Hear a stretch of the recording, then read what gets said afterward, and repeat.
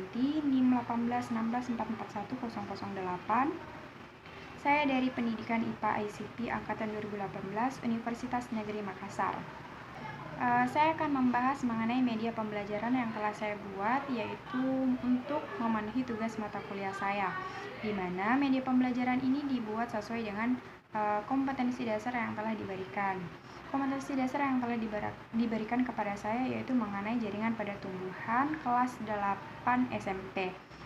Nah, saya akan memperlihatkan media pembelajaran yang telah saya buat. Ini cukup sederhana, bisa dilihat. Media pembelajaran yang saya buat mirip dengan pengaplikasian pada kalender meja. Jadi, ketika kita sedang berada di ruangan untuk mengajar, maka media pembelajaran ini hanya perlu diletakkan di atas meja, kemudian peserta didik dikelompokkan menjadi beberapa kelompok sehingga mereka dapat berdiskusi berdasarkan apa yang telah tertera pada media pembelajaran ini. Nah, media pembelajaran ini membahas tadi mengenai jaringan pada tumbuhan, terkhususnya yaitu akar, batang, dan daun.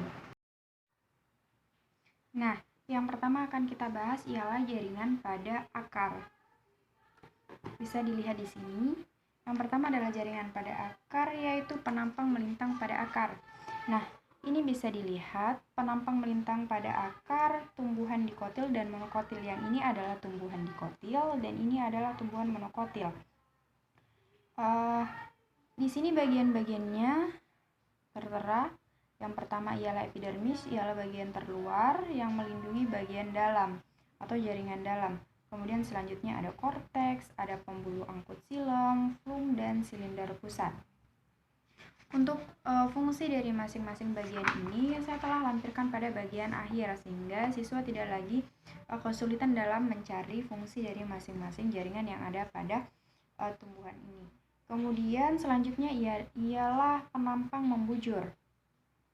Ini adalah penampang membujur pada akar. Bagian-bagiannya ada tudung akar, ada meristem apikal, zona pembelahan, ini adalah zona pemanjangan. Kemudian ini zona diferensiasi, ada korteks, silinder pusat, epidermis, dan rambut akar. Kemudian selanjutnya ialah yang kedua, jaringan pada batang. Nah, ini adalah penampang melintang pada batang. Kita bisa lihat di sini, ini adalah jaringan parenkim empulur. Nah, jaringan parenkim ini adalah jaringan dasar ya. Kemudian ini jaringan parenkimnya pada tumbuhan dikotil, sedangkan ini pada tumbuhan monokotil, sedangkan ini tadi pada tumbuhan dikotil. Bisa kita lihat, ini epidermisnya, kemudian ini parenkim korteksnya, ini berkas pengangkutnya, ini silem dan flum, berkas pengangkut silem dan flum. Di mana silem itu berfungsi untuk mengangkut air atau mineral yang dari akar tadi untuk dibawa ke daun untuk melakukan proses fotosintesis, sedangkan flum berfungsi untuk mengangkut hasil fotosintesis dari daun ke seluruh tubuh tumbuhan. Selanjutnya yang ketiga ialah jaringan pada daun. Nah, ini jaringan pada daun. Oke. Jadi di sini tuh bagian-bagiannya udah jelas. Ada kutikula. Fungsi kutikula ini untuk mengurangi penguapan pada daun. Kemudian ini silem, flum, kurang lebih fungsinya itu memang sama, yaitu untuk mengangkut air dan mineral untuk silem, sedangkan flum untuk mengangkut hasil fotosintesis. Kemudian ini ada epidermis atas dan epidermis bawah. Fungsinya yaitu untuk melindungi jaringan yang ada di bawahnya. Kemudian ini stomata, di mana stomata ini berfungsi untuk melakukan penguapan ataupun mengambil karbon dioksida dari luar, selanjutnya akan digunakan untuk melakukan proses fotosintesis bersama klorofil. Oke. Ini ada mesofil palisade, mesofil bunga karang, di mana mesofil ini berfungsi untuk melakukan proses fotosintesis karena di dalamnya terdapat banyak klorofil.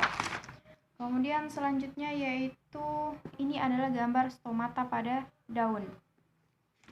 Oke, ini adalah gambar terakhir ya. Ini gambar stomata pada daun, bisa terlihat ini stomatanya. Kemudian ini sel tetangga dan sel epidermis. Jadi stomata pada tumbuhan itu umumnya dia membuka ketika siang hari. Hal ini diakibatkan untuk mengambil karbon dioksida dari luar untuk melakukan proses fotosintesis. Namun berbeda lagi dengan tumbuhan kaktus, di mana tumbuhan kaktus itu dia mau menutup stomatanya ketika siang hari. Kenapa? Karena untuk mengurangi proses penguapan. Nah, ini yang saya katakan tadi. Fungsi dari masing-masing bagian dari yang pertama tadi, dari jaringan akar melintang dan membujur, itu saya telah tampilkan di bagian belakang. Ini saya lampirkan di bagian belakang, sehingga siswa tidak lagi repot-repot untuk mencari fungsi dari masing-masing jaringan tersebut. Ini ada meristem apikal, berfungsi sebagai jaringan yang sel-selnya aktif membelah, membuat akar semakin panjang. Dengan adanya media pembelajaran ini, saya rasa kita dapat mencapai tujuan pembelajaran ataupun indikator yang telah diberikan. Karena ini sudah jelas dari segi gambar dan fungsi dari masing-masing jaringan pada tumbuhan tadi. Dan ini mudah ya, mudah untuk diamati para siswa. Namun kekurangannya ialah kita tidak hanya membutuhkan satu. Jadi untuk menggunakan media pembelajaran ini kita perlu menggandakannya, setidaknya 2 atau 3 untuk satu ruangan, karena nanti akan dibagi menjadi beberapa kelompok. Nah, setiap kelompok tersebut akan diberikan media seperti ini, sehingga mereka dapat berdiskusi, kemudian menanyakan apa yang kurang jelas dari apa yang telah tertera pada media pembelajaran gitu.